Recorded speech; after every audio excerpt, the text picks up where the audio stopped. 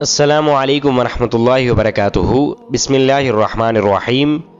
آج کی ہماری حدیث کہ حضرت جابر بن عبداللہ رضی اللہ تعالی عنہما نے فرمایا، حدیث کا مفہوم کہ حضور علیہ الصلوۃ والسلام آپ ہمارے پاس تشریف لائے۔ آپ علیہ الصلوۃ والسلام نے ایک بکھرے بالوں والے شخص کو دیکھا اور دیکھ کر فرمایا، کیا اس کے پاس بالوں کو سنوارنے کا کوئی انتظام نہیں؟ اور آپ علیہ الصلوۃ والسلام نے ایک اور شخص کو دیکھا اور اس کے کپڑے میلے کچیلے تھے، تو فرمایا، کیا اس کے پاس کپڑے کا کوئی ساز و سامان نہیں کہ جس سے یہ دھو سکے؟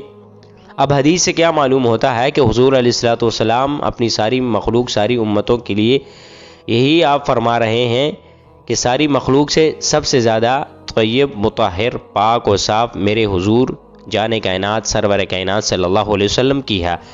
آپ نے اپنے غلاموں کو یہ بھی سکھایا کہ آپ نے فاست سکھائی، بالوں کو تیل لگا کر کنگھی کرے، صاف ستھرا لباس پہنے، خوشبو لگائے۔ اور دوسری بات، ایک حدیث کے اندر آتا ہے کہ اللہ تبارک و تعالی جمیل ہے اور جمال کو پسند کرتا ہے۔ یاد رکھے کہ اس میں پھر یہ بھی آتا ہے کہ زیادہ تکبر اور اسراف اور غرور نہیں کرنا چاہیے، بلکہ اللہ تبارک و تعالی جمیل ہے تو جمال کو پسند کرتا ہے۔